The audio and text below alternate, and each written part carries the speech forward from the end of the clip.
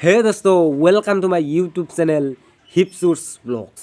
আজি আমাৰ কালাতুলি কাটমি আঞ্চলিক সিনিয়ৰ সেকেন্ডাৰী স্কুলত আজাদ হিন্দ ফৌজৰ বিশিষ্ট নেতা সুভাষ চন্দ্ৰ বসুৰ জীৱনী সম্পৰ্কে আমাৰ গভৰ্ণমেণ্টৰ পৰা কিছুমান কাৰ্যসূচী দিছে আৰু সেইকাৰণে আমি সকলো ছাত্ৰ ছাত্ৰীয়ে এই দিনটো কাৰ্যকৰীকৈ উদযাপন কৰি চলাব লাগিব।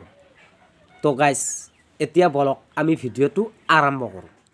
ঠাণ্ডা বতৰ আহি গ'ল, ৰাতিপুৱা একেবাৰে কুঁৱলী পৰি যায় আৰু মোৰ ঠাণ্ডাৰ কাৰণে চৰ্দি লাগি গৈছে।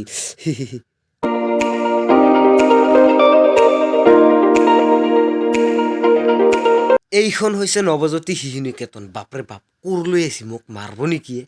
নামাৰে দে, কিবা কাম কৰিব যাই আহিছে আৰু মই ডাইৰেক্টলি আমাৰ কলেজৰ ভিতৰত সোমাই যাম, তাতে আপোনালোকে চাব পাৰিব। এতিয়া চাওক, মহাত্মা গান্ধী বনাই আছে। আজিৰ উৎসৱটো মানে এনে ভাল লাগি আছে। বহুত কেইটা মানুহ ইয়াতে আছে, চাওক। দিছিও তামাম মাৰি দিছে একদম।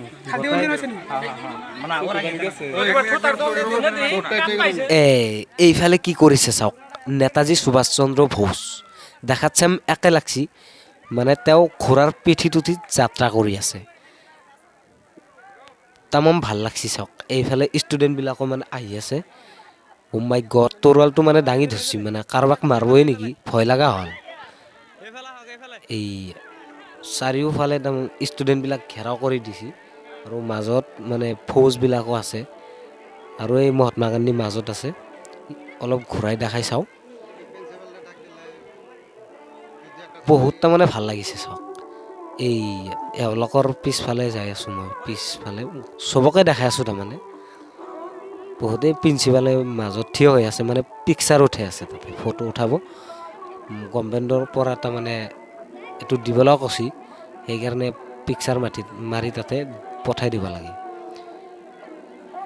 অলপ জুম কৰি চাওঁ। আৰু এই মানুহজন যে থিয় হৈ আছে, ইয়াক তাৰমানে এইটো তাৰমানে ভাড়া কৰি অনা হৈছে, পইচা 500 টকা দিব লাগিব। ইয়াক বজাৰৰ পৰা অনা হৈছে। ঘোঁৰাটো অলপ তাৰমানে বজ্জাত, সেইকাৰণে সিয়াৰ লগতে থাকিব লগা হৈছে। কেতিয়াবা মানে চামকিমে এটা মাৰি দিব। আপুনি যে ঘোঁৰাত উঠিছিলে, মানে কেনে লাগিল? মানে জীৱনৰ ফাৰ্ষ্ট ঘোঁৰাত উঠিছিলোঁ। লাগিল আৰু বহুত ভাল লাগিছে। এতিয়া কিবা ক'ব নেকি আপুনি?